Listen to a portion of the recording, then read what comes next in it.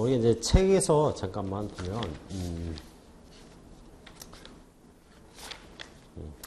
91페이지 이제 분계라는 사항도 나왔죠. 분계에 대해서 우리가 사건에 대해서 쭉 회계 처리했던 그걸 이제 분계라고 얘기를 하는 거고, 거기에 대한 분계 절차, 아주 기본적인 내용이죠, 사실은. 거래가 발생하면 그 거래를 가지고 이제 판단을 하고, 거기에 따라서 차변에 뭘 넣어야 될지, 대변에 뭘 넣어야 될지, 그걸 이제 결정하자는 얘기예요.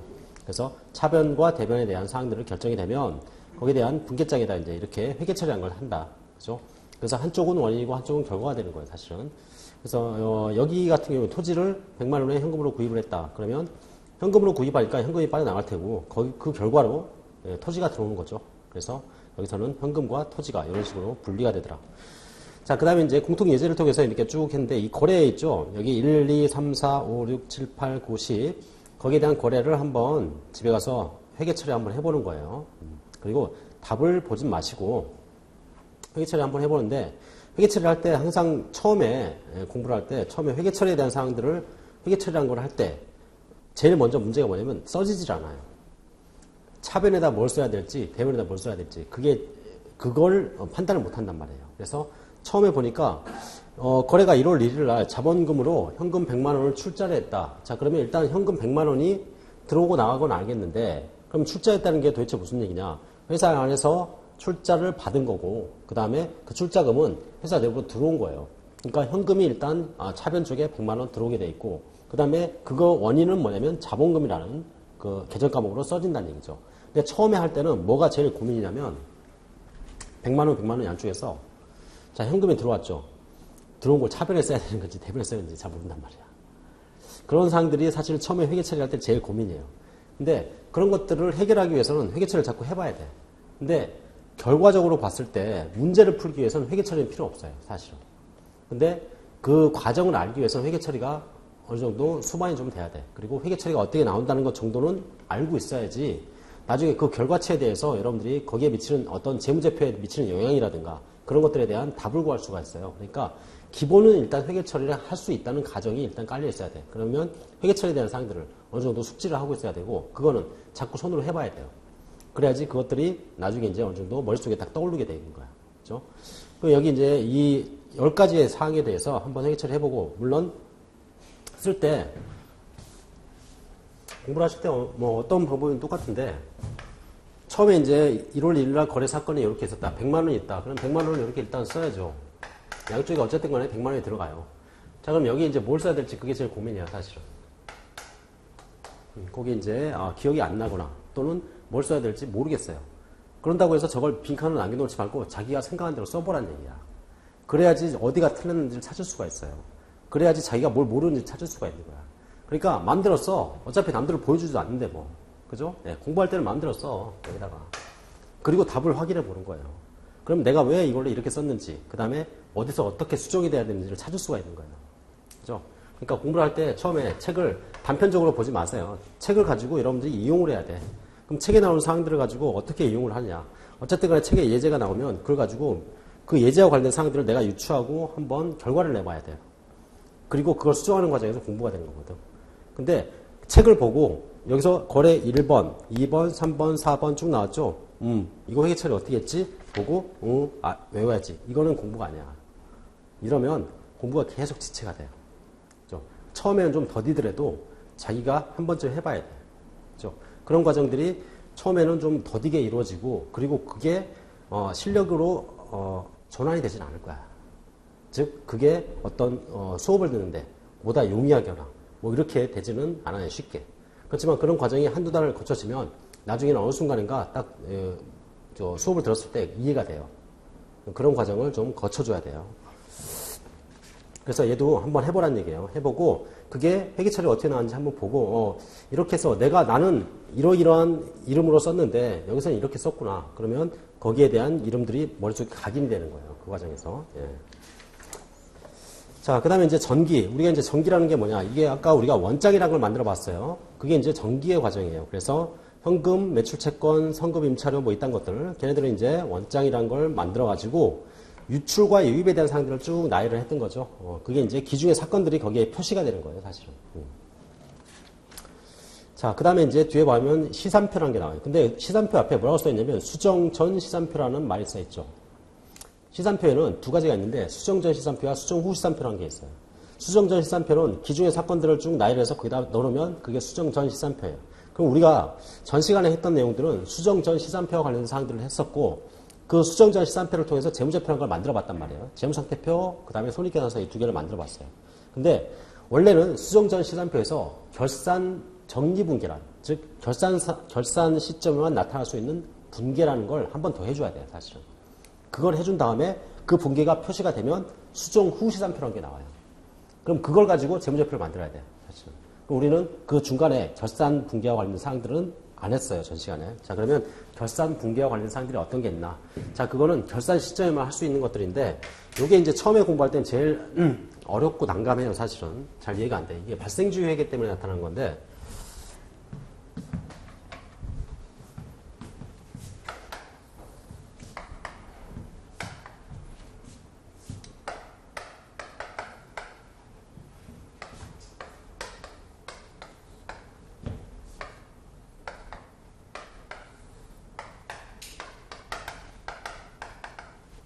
자, 7월 1일 날 사무실 임차 계약을 체결하고 그때부터 이제 사무실에 들어가서 사용을 하고 있었어요. 자, 그리고 이제 12월 31일이 됐어.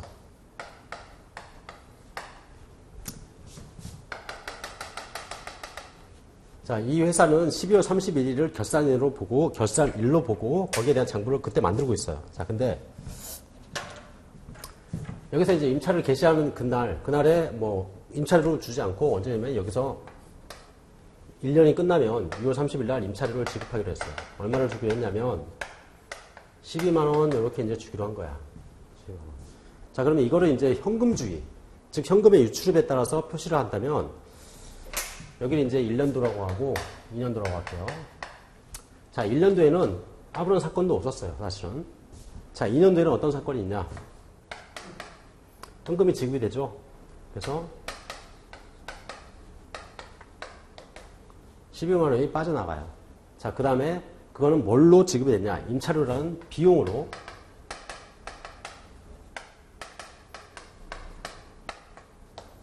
이렇게 썼다 이렇게 나와요. 자, 그러면 이게 이제 현금주의의 관점이에요.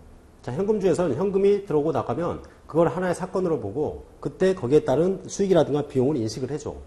인식을 한다는 얘기는 그거를 이제 회계 처리라는 걸 한다는 얘기예요. 자, 근데 회계학에서는 우리가 이제 배우는 재무회계에서는 이게 이제 현금주의인데 발생주의에 따라서 이제 회계 처리를 하도록 하고 있어요. 자, 그러면 발생주의에 따라서 회계 처리하면 어떻게 하느냐? 자, 보면 이 시점에서는 이제 내가 들어가서 살지도 않았고 7월 1일 시점, 7월 1일부터 이제 했다. 그러면 6월 30일 시점에 계약을 했다면 그 계약에 따라서 어떤 사건이 발생하지 않아요. 계약 자체만 가지고 사건이 발생하지 않아. 그러니까 내가 들어가서 살지도 않았고 걔한테 줘야 될 의무도 없고 상대방도 받을 권리도 없는 상태예요. 자, 근데 7월 1일부터 들어가서 내가 살았어.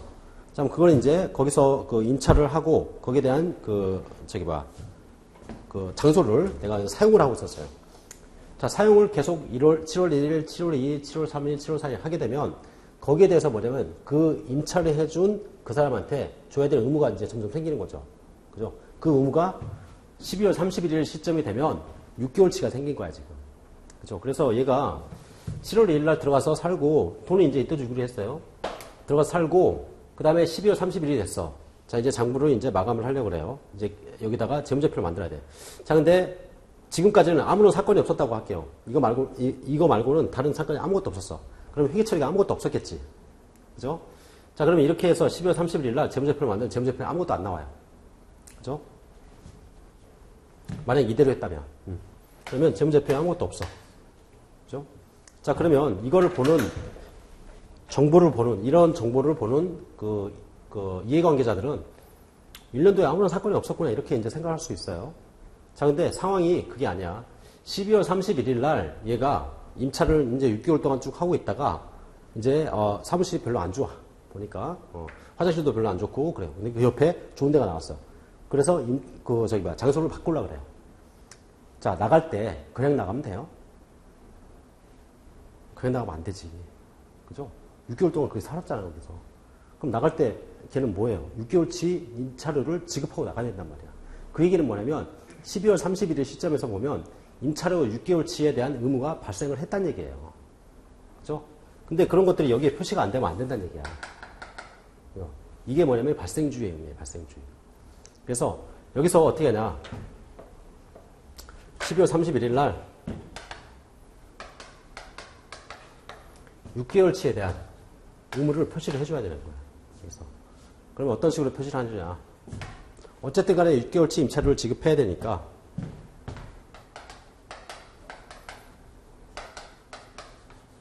임차료 비용이 나오는데 1년치가 12만 원이니까 6개월치라면 아마 6만 원이 될 거야. 이렇게. 그리고 그 돈을 아직은 안 주고 있는 상태예요.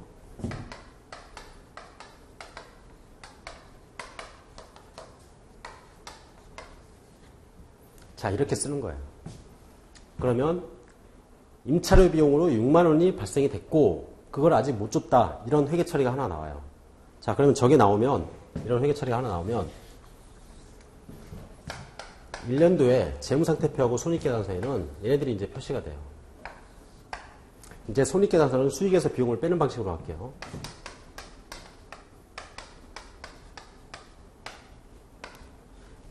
마이너스는 가로를 치고 표시할 거야. 항상. 자, 재무상태표에서는 보면은 미지급 임차료는 뭐가 생기냐면 부채가 생겨요. 아직 주지 못한 의무이기 때문에. 그래서 그거를 여기다가 이렇게 써요.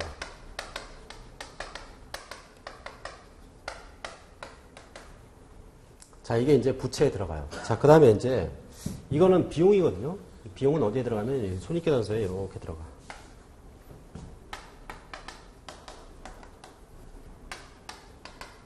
이렇게.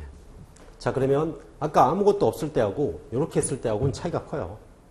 자, 12월 31일 날 이 회사의 이해관계자가 재무제표를 딱 들여다보니까 부채 쪽에 미지급 임차료 6만 원이 있고 그 다음에 손익계산서 딱 가서 보니까 임차료가 6만 원이 계산이 돼 있어. 자, 그 얘기는 뭐냐면 임차료 줘야 될 게 발생을 했는데 아직 못 줬구나를 알 수 있다는 얘기예요.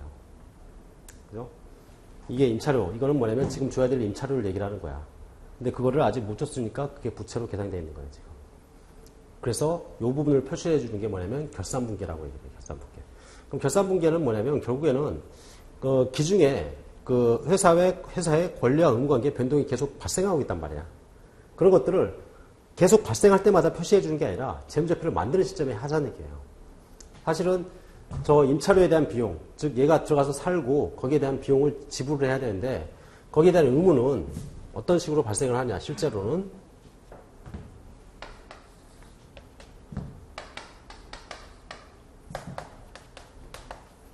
내가 하루라도 들어가서 살면 거기에 대한 의무가 발생을 하겠죠. 그래서 실제로 이런 식으로 이제 발생을 해. 그죠? 하루, 이틀, 사흘, 이런 식으로.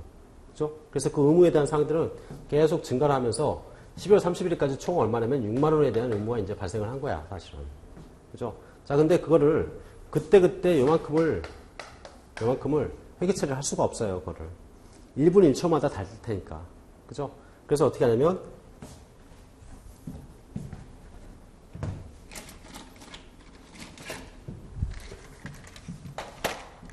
이거를 그때 하지 말고, 언제 하냐? 12월 31일 날, 재무제표를 만들 때, 그때 이 전체를 표시를 해주자 이거야. 그죠? 그래서 이게 이제 결산 시점에만 할 수 있는 분계예요. 얘를. 그게 이제 뭐냐면 이 발생주의 회계에 관련된 사항들이에요. 그래서 처음에 있던 상태하고 지금 결산 시점에서 봤을 때 권리관계 변동이 생겼다면 그거를 표시를 해줘야 돼요. 그게 이제 뭐냐면 이것과 같이 미지급 임차료에 대한 표시를 해주는 거야. 그죠? 그러면 미지급 임차료는 이미 발생이 됐고 그걸 아직 못 줬으니까 그 비용에 대한 사항들을 결산 시점에 하자 이거예요. 이런 것들이 대표적으로 이거 말고 또 여러 가지가 있어요. 감가상각비라든가 그런 것들도 있어. 사실은 그 어떤 기계라든가 또는 그 건물 거기에 대한 어떤 소비, 마모분 그런 것들은 사용을 하면서 계속 발생을 하지만 그런 것들을 그때 표시를 해줄 수 없어요. 그러니까 어떻게 하냐면 기말에 가가지고 1년치에 대해서 전체를 다 표시하자 이런 것들도 있어. 결과적으로 보면 결산 시점이 아니면은 표시하기 힘든 것들이 있어요. 걔네들이 뭐냐면 이렇게 결산 수정 분계를 통해서 나타나는 거야. 그럼 여기서는 일단 발생과 관련된 사항들, 즉 이미 발생된 것에 대해서 표시를 해주자 이렇게 얘기를 했어요. 자, 선급이라는 2연 항목이라는 게 있어요. 그게 조금 어려워. 자, 보면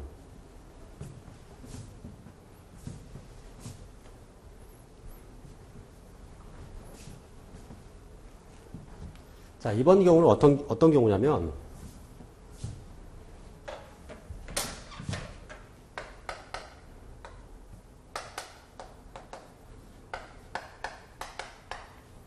이번 경우는 1년도 7월 1일 날 거기에 들어가면서 어떻게 하면 12만 원을 주고 들어갔어요, 돈을. 자, 그러면 지금 이 상태에서 12만 원을 지급하는 순간에 현금이 일단 12만 원을 빠져나갈 거야. 자, 그러면서 뭐가 생기냐면 권리가 생겨요. 어떤 권리냐면 1년 동안 들어가서 살 수 있는 권리가 생겨. 그죠?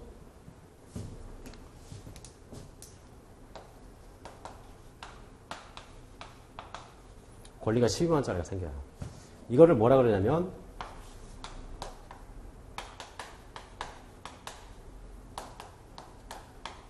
선급 비용이라고 해요. 그래서 쟤는 뭐냐면 자산으로 계산이 돼요.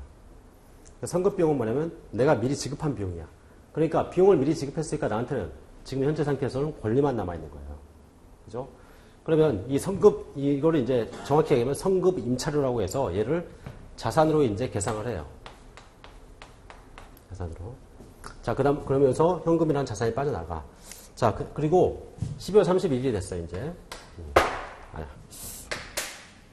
자, 이 상태에서 요거만 해놓고, 회계처리 요거만 해놓고, 그대로 있었다. 자, 그러면 재무상태표 손익계산서를 한번 볼게요.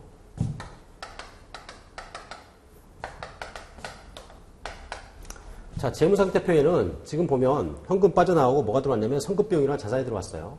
그러니까 여기에는 자산이 이렇게 들어가 있는 상태야, 지금. 자, 그 다음에 이제 손익계산서는 아무것도 없어요.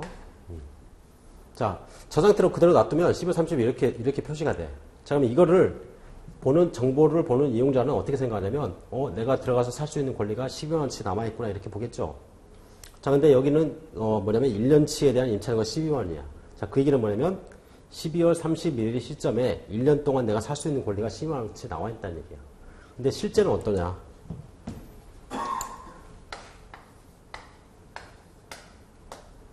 (6개월치밖에) 안 남았죠? 12월 30일 시점에. 그죠? 6개월치는 이미 사용을 했단 말이야. 권리를. 그죠? 그러니까 실제로는 어떻게 나타나야 되냐? 이렇게 나타나야 돼.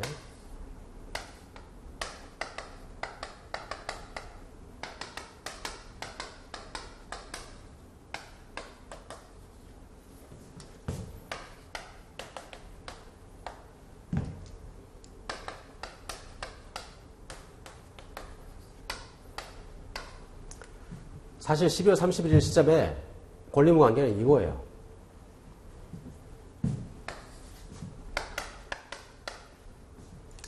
내가 지금 살 수 있는 권리는 6만원치 남아있고, 그 다음에 그동안 6개월치에 대해서는 이미 비용이 지급이 된 거야. 그죠? 그거를 표시를 해줘야 돼. 근데 이렇게 표시를 해버리면 그게 안 나온다는 얘기예요. 그럼 뭐냐? 12월 31일 날 저거를 이렇게 바꿔줘야 돼요. 그죠? 그러려면 어떤 분계가 필요하냐?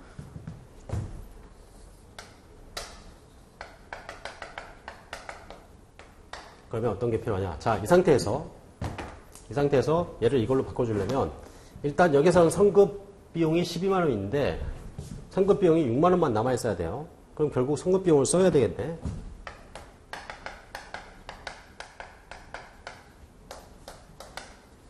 이렇게. 그러면 선급 비용은 12만원 있던 것 중에 6만원만큼은 없어진 거죠. 자, 그 다음에 그거를 뭘로 썼냐?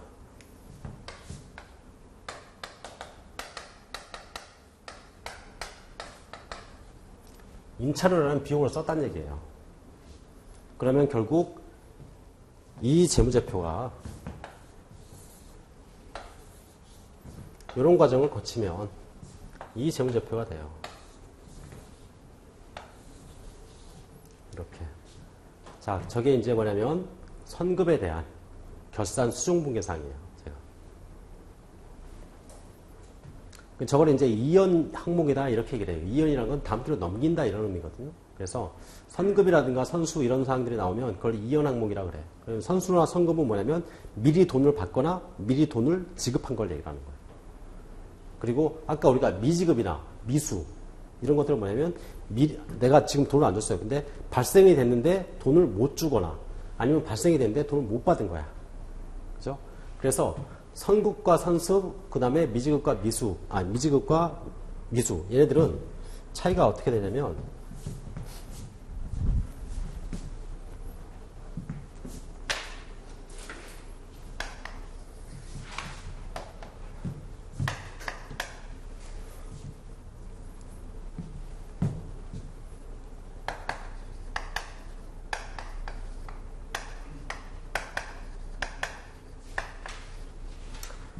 현금이 먼저 들어오거나 나가요. 자, 그러면서 어떻게 되냐면 여기서 거기에 대한 권리 관계가 바뀐 거야. 자, 이런 것들이 뭐냐면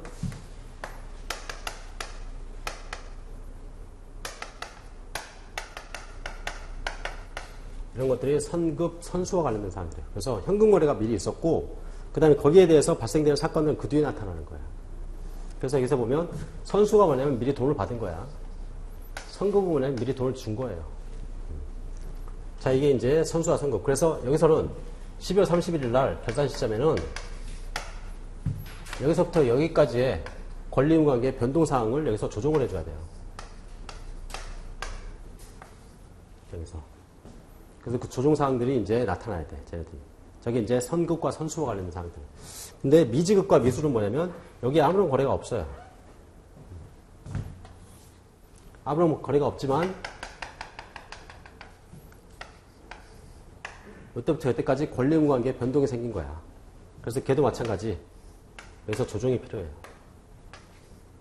그래서 여기서는 돈을 못 줬다면 미지급이 되는 거고 돈을 못 받았다면 미수가 되는 거예요. 이게 이제 뭐냐면 선급과 선수와 관련된 그 다음에 미지급과 미수와 관련된 사항이에요. 그래서 발생주의에 대한 회계 처리를 할 때 기말에 꼭 해야 되는 이런 수정분계 사항들이 나타날 수가 있어요. 그거는 기말에만 할 수밖에 없어, 사실은 상황이. 그래서 이런 것들을 잘 좀 파악을 해야 돼요. 처음에 할 때 제일 어려운 부분이 사실 이런 부분이에요. 미수, 선수, 선급, 뭐 미지급 이런 것들. 그런 것들을 잘 이해가 안 되면 회계 처리가 잘 안 돼요. 걔네들에 대한 사항들을 좀 개념을 잡고 있어야 돼요. 자, 이런 것들을 이제 추가로 회계 처리를 해주면 그러면 수정 분계가 이루어진 상황에서 수정 후 시산표라는 게 나와요. 그럼 분계가 몇 가지가 더 추가가 되고 그래서 수정 후 시산표가 나면 그걸 가지고 우리가 아까 재무제표를 만들 때 재무상태표, 손익계산서 만들었죠? 걔네들 만들어주면 돼. 그러면 최종 재무제표가 되는 거예요. 그렇죠? 우리가 이제 1년의 과정을 쭉 해본 거야, 이게. 자, 그래서 여기 101페이지에 보면 현금주의와 발생주의의 차이 이렇게 얘기를 하는데 모든 재무제표, 그 기업회계주에서 얘기하는 재무제표는 발생주의에 따라서 이루어지는데 그 예외적으로 하나 현금주의에 따라서 만들어지는 게 하나 있긴 있어요. 그게 이제 뭐 현금흐름표라는 게 있어요. 현금흐름표. 나중에 이제 배울 거예요. 여러분들이 가장 머리를 골머리 아프게 만드는 거에 하나 있어. 근데 그거는 현금주의에 따라서 만들어지고 나머지 모든 그 보고서는 발생주의에 따라서 만들어져요. 그러니까 현금주의와 발생주의 차이 이거 가지고 판단하면 자, 여기서 아까 뒤에서 주는 경우는 봤었죠. 자, 앞에서 주는 경우를 한번 보자고.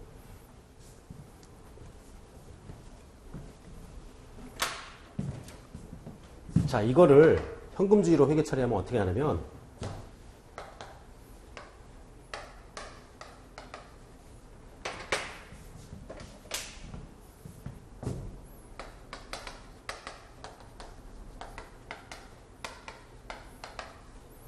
현금주의로 하면 이렇게 해요.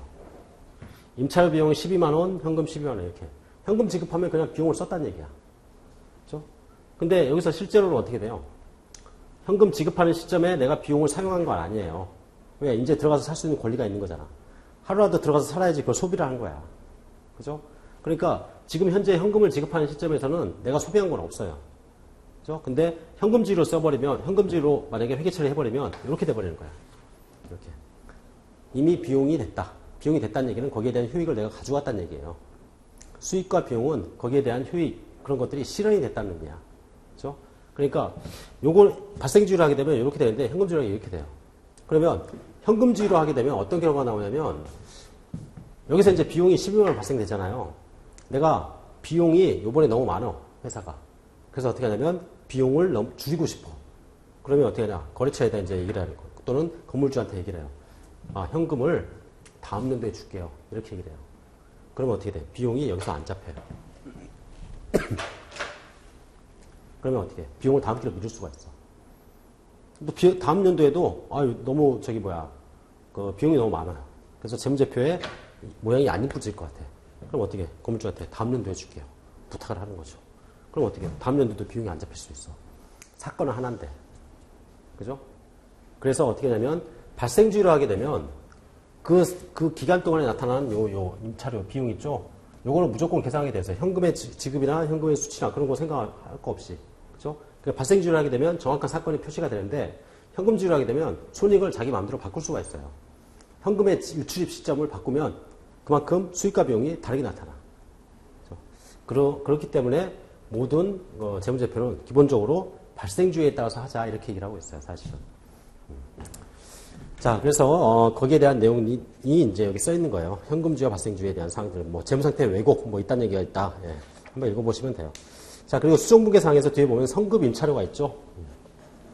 그게 이제 우리가 지금 방금 봤던 거예요. 그래서 임차료로 돈을 먼저 주게 되면 그 돈만큼이 어떻게 되냐면 임차료로 해서 나중에 임차료라는 비용으로 대체가 될 놈이에요. 근데 처음에 지급하는 시점에서는 아직 내가 들어가 살지 않았기 때문에 거기에 대한 권리를 가지고 있는 상태야. 그죠? 그래서 성급 임차료라는 건 자산이 되는 거예요. 그럼 그 자산 중에서 소비가 되면 그게 비용이 되는 거야. 그죠? 아까 우리가 자산 중에서 소비가 돼서 비용이 되는 것들을 하나 봤는데 뭐냐면 상품을 아까 내가 사온 게 있었죠. 회계 처리할 때. 그 상품이 빠져나갈 때 뭐가 되냐면 매출원가라는 비용이 됐어요. 그래서 우리가 가지고 있는 모든 자산이라는 건 결국 어떻게 되냐? 걔는 비용이 돼야 돼. 자산은 그게 비용이 되면서 뭘 창출하냐? 수익을 창출하는 거예요. 그래서 모든 자산이라는 건 다 비용이 된다 이렇게 생각을 하세요. 근데 지금은 안 된 거야. 지금은. 그게 이제 자산의 의미예요. 물론 자산이라는 건 미래 경제적 효익을 가져다 줘야 된다 이렇게 얘기를 하죠. 그러니까 미래 경제적 효익이라는 걸 얻어가면서 지금 현재 재무상태표에 표시되고 있는 그 자산은 비용이 되는 거예요. 걔가. 사실은. 그게 이제 지출의 의미야. 네. 그거 이제 뒤에서 또 이제 얘기를 할게요. 자, 그래서 이제 송호품 이런 게 있고, 감가상각이라는 게 있어요. 감가상각을, 이거를,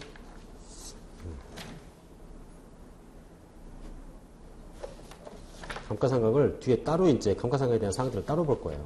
여기.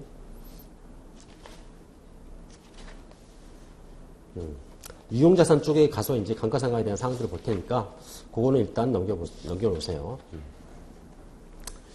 자, 그래서 이제 회계 순환에 대한 사항들. 여기 뒤에 이제 넘어가면, 아까 104페이지에 보면 감가상각이 있고, 그 다음에 뒤로 쭉 넘어가면 106페이지에 수정 후 시산표라는 게 있죠. 그래서 수정 후 시산표는 이렇게 이제 이루어진다.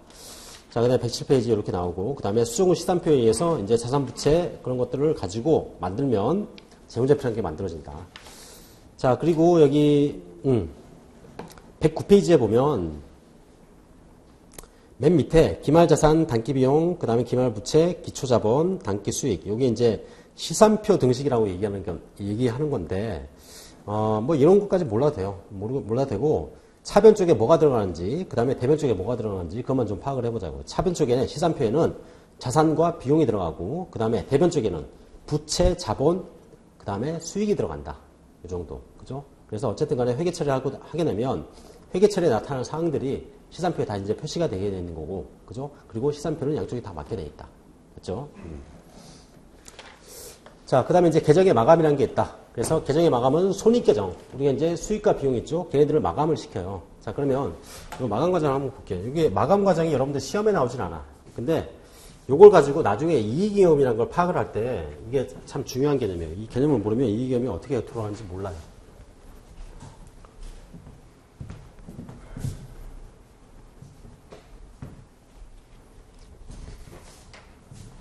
간단하게 세 가지 사건만 나왔다고 할게요.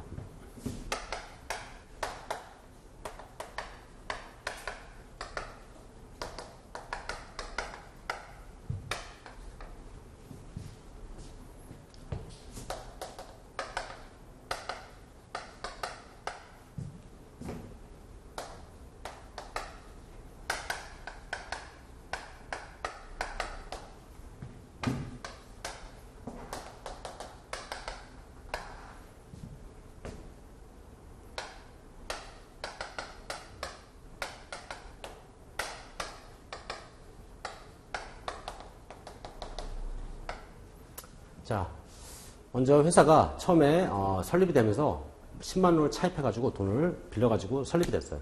그 다음에 상품을 매입했어요. 6만 원만큼. 그 다음에 전부를 10만 원에 팔았대요. 이걸 이제 볼게요. 자, 일단 돈을 빌리니까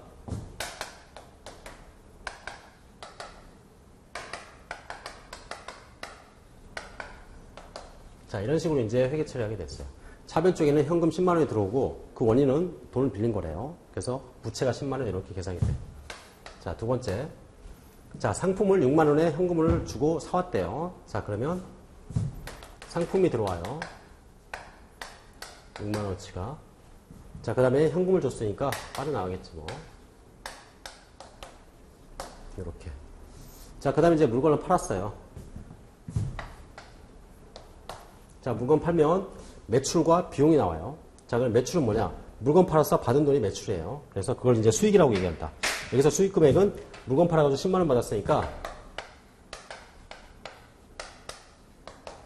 10만 원 이렇게 얘기를 하고, 자, 그걸 이제 전부 다 현금 거래했다고 할게요, 그냥. 10만 원. 그럼 받은 것만 있냐? 아니죠. 준 것도 있죠.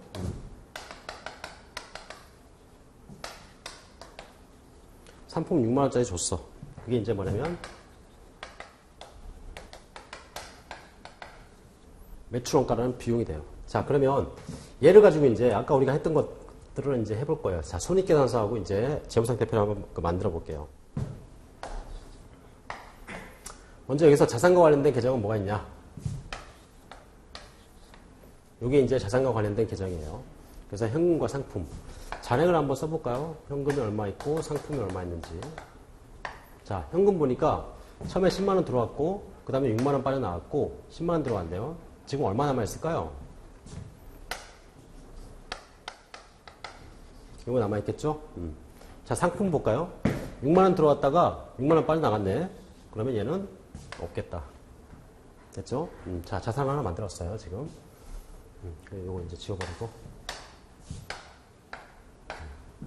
자, 그 다음에 이제 보니까, 차입금이란 부채가 있네. 자, 10만원, 이렇게 있어. 자, 재무상태표와 관련된 자산부채 먼저 써놨어요, 여기다가. 자, 그 다음에 이제 손익계산서를 이제 작성을 할 때, 손익계산서는 수익과 비용이 들어가요, 거기에는. 자, 수익은 매출액이라는 게 수익이야. 그래서, 비용은 매출 원가라는 비용이 있어요.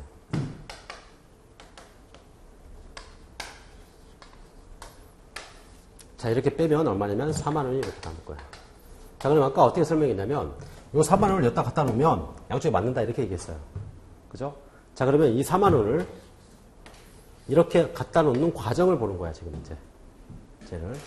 자, 그러면 아까 설명하기를 성과라는 건 기초부터 기말까지의 성과가 쭉 나오면 그거를 상태표에다가 집어넣고 그 성과는 다시 0이 된다고 그랬어요. 자, 0이 된다는 의미는 뭐냐면 이 계정들이 없어져야 된다는 얘기야. 그래서 맨 마지막에 이제 자, 이게 이제 기중의 사건들이고 12월 31일 날 어떤 걸 하냐면 이런 회계처리를 하나 해줘요.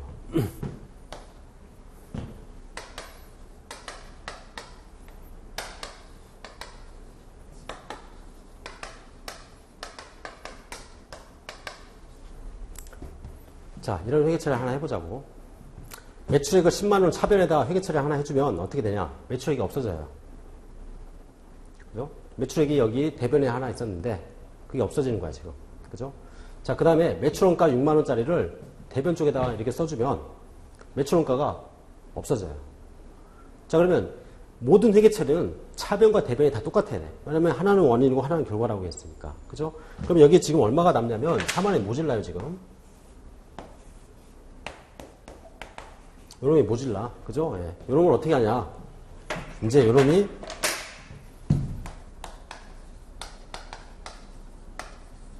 요렇게 써지는 거예요. 이익여금. 저거는 뭐냐면 자본계정이에요. 자본계정. 그래서 얘가 이 마감 과정을 거쳐가지고 이쪽으로 들어가게 돼 있어.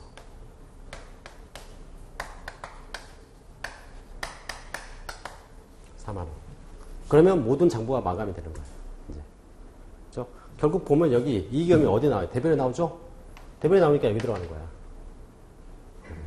그렇죠? 그래서 손익계정은 이제 0이 되고 그 다음에 거기서 네팅이 된 이 손익, 즉 이익잉여금이 재무제표에 얹혀지게 되는 거야. 그러면서 걔네들이 마감이 된다. 그러면 이익잉여금은 결국 뭐냐? 단기에 나타난 손익들이 재무제표에 들어간 놈이에요. 알겠죠? 단기에 나타난. 그게 이제 임시 계정, 이 계정의 마감이라는 얘기예요. 그래서 비용 계정은 이런 식으로 마감을 통해서 없어져야 돼요. 걔네들이. 자, 그 플로우만 좀 기억을 하세요. 무슨 집합 손익을 이용해서 한다 뭐 이딴 얘기 몰라도 돼. 그런 거 몰라도 되고 어쨌든 간에 손익이라는 건 수익과 비용이 맨 마지막에 양쪽의 회계처리 하나를 통해서 없어지면서 그게 남는 마지막 네팅된 금액, 그 금액을 재무제표에다 넣고 끝난다. 이렇게 기억을 하시면 돼요. 아시겠죠? 자, 이렇게 해서 손익계정의 마감까지 내용들을 이제 쭉 보는 걸로 할게요. 일단 오늘은 여기까지 일단 이 내용들에 대해서 이제 쭉 본 거고, 전체적인 이제 흐름을 파악하는 것에 오늘 수업을 했던 내용들이고, 세부적인 내용들은 이제 앞으로 안에 가면서 몇 가지 이제 볼 것들이 좀 있어요. 근데 기본적으로 여기에 있는 지금까지 배운 내용들이 처음부터 끝까지 다 나와, 사실은. 이걸 가지고 계속 얘기를 할 거예요. 여기에 대한 개념들을 정확히 머릿속에 기억을 하고 있어야 돼. 그러면 재무회계에서 우리가 이제 물어보는 것들, 시험 문제에서 실제로 물어보는 것들은 여기와 관련된 사안들을 물어봐요, 사실은. 이제 그거는 나중에 여러분들을 공부를 하면서 느끼게 될 거야. 예. 그래서 가장 처음에 배운 게 가장 마지막에 나와요. 안 그럴 것 같아? 여러분들이 지금 이해를 했죠? 그러면 회계학 전체를 다 이해할 수 있어야 돼. 물론 그거는 힘들어. 근데 정확히 얘기하면 그래야 돼요. 정확히 얘기하면. 그죠? 네. 자, 일단 오늘 여기까지 하는 걸로 하고, 다음 시간에 우리 이제 이 체계 진도와는 무관하게 강학상의 어떤 이해에 도움을 위해서 순서를 제가 임의적으로 바꿀 거예요. 그러니까 거기에 따라서 여러분들 공부를 하게 될 거야. 일단은 이번 주 일요일 날은 뭐 휴가는 한대고, 다음 주 금요일 날 다시 하는 걸로, 다음 주에 뵙는 걸로 할게요. 자, 고생되셨어요.